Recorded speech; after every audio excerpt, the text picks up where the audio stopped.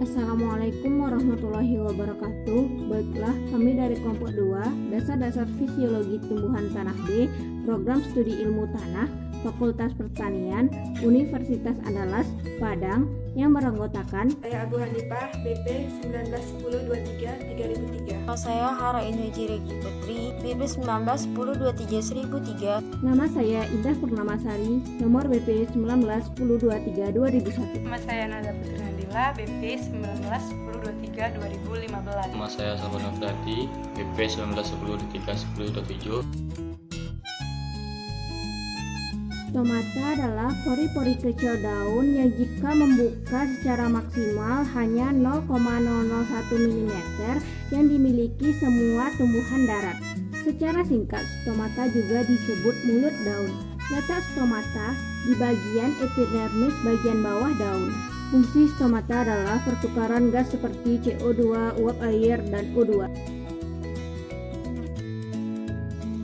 Densitas adalah banyak atau sedikitnya stomata mempengaruhi kerapatan densitas stomata pada daun. Tumbuhan pegagan merupakan salah satu tumbuhan tahunan yang memiliki daerah densitas kerapatan atau iklim tropis. Faktor-faktor yang mempengaruhi densitas stomata ialah yang pertama itu karbon dioksida, yang kedua cahaya, yang ketiga angin, yang keempat suhu, yang kelima yaitu laju fotosintesis, yang keenam potensial air daun, dan sebagainya. Tipe-tipe stomata berdasarkan letak sel tetangga dan tipe-tipe stomata dengan keberadaan sel. Yang pertama itu saya akan menjelaskan pengertian stomata. Stomata adalah lubang atau celah yang terdapat pada epidermis yang organ tumbuhan yang berwarna hijau yang dibatasi oleh sel khusus yang disebut sel penutup. Sel penutup yang dikelilingi oleh sel yang bentuknya sama atau berbeda dengan sel epidermis lainnya yang disebut dengan sel tetangga. Sel tetangga adalah sel yang berperan penting dalam perubahan osmotik yang mengatur dalam lebar celah dan gerakan sel penutup.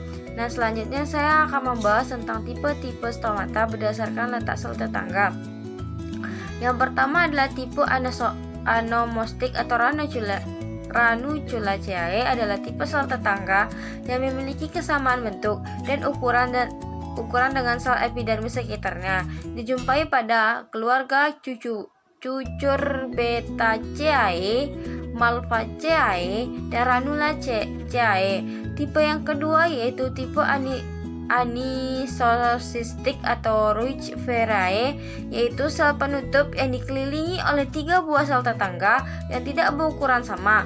Tipe ini ditemui pada keluarga Salonaceae, Ruciaceae.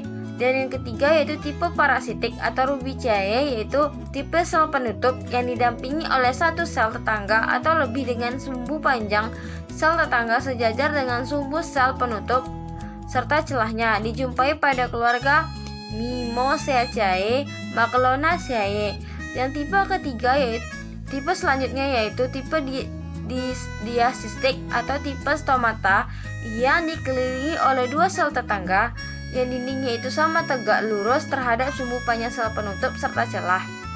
Dapat dijumpai pada keluarga Anthaceae, Carophytaceae, yaitu selanjutnya tipe-tipe berdasarkan letak ketebalannya. Yang pertama itu mesogen, yaitu kedua sel tetangga berasal sama.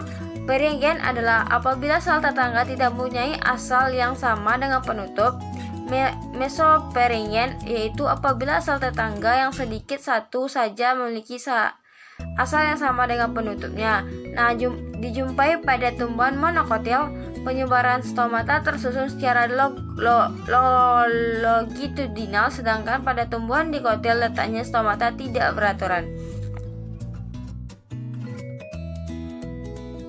Tipe anomositik adalah tipe sel tetangga yang memiliki kesamaan bentuk dan ukuran dengan sel epidermis dan sekitarnya pada keluarga Cucurbitaceae. Tipe anisositik adalah tipe sel penutup dikelilingi oleh 3 buah sel tetangga yang tidak berukuran sama pada stomata tumbuhan keluarga Solanaceae. Tipe parasitik adalah tipe sel penutup yang didampingin oleh satu sel satu tetangga atau lebih dengan sumbu panjang sel tetangga sejajar dengan sumbu penutup serta celah, termasuk ke dalam golongan keluarga Magnotriaceae. Tipe stomata dasitik adalah tipe stomata yang dikelilingi oleh dua sel tetangga. Bagian pada stomata yang pertama, sel penutup atau sel penjaga. Yang kedua, sel tetangga atau subsidiary cell. Yang ketiga, celah atau porus. Yang keempat, ruang udara dalam atau stomata chamber. Mekanisme membuka dan menutupnya stomata. Stomata membuka di saat air di dalam sel tetangga mengalir ke dalam sel penutup sehingga tekanan turun naik, di mana sel tetangga kekurangan air lalu menarik sel penutup ke belakang sehingga stomata terbuka.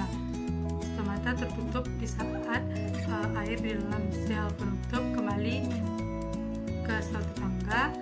Keadaan ini menyebabkan sel tetangga mengembang, lalu mendorong sel penutup ke depan dan menyebabkan stomata tertutup. Selanjutnya, faktor internal dan eksternal yang mempengaruhi membuka dan menutupnya stomata. Yang pertama itu faktor internal, yaitu jam biologis, di mana jam biologis ini memicu serapan ion pada pagi hari sehingga stomata terbuka. Sedangkan pada malam hari stomata menutup karena terjadi pembebasan ion. Selanjutnya faktor eksternal, yang pertama yaitu cahaya matahari. Cahaya matahari dapat merangsang sel penjaga untuk menyerap ion K+ dan air sehingga stomata terbuka pada pagi hari. Yang kedua yaitu konsentrasi CO2, di mana jika konsentrasi CO2 ini rendah maka stomata akan membuka. Yang ketiga itu asam absisat. Yang keempat air, di mana jika tumbuhan kekurangan air maka potensial air pada daun akan turun termasuk sel penutup sehingga stomata tertutup. Yang kelima yaitu suhu. Naiknya suhu dapat meningkatkan laju respirasi, kadar CO2 meningkat, pH turun dan stomata tertutup. Yang terakhir yaitu angin. Jika angin tertiup kencang pada saat transpirasi maka air yang hilang tidak dapat diganti oleh tumbuhan, mengakibatkan tekanan turun dan stomata tertutup. Hanya itu yang dapat kelompok kami sajikan. Jika salah, mohon maaf. Assalamualaikum warahmatullahi wabarakatuh.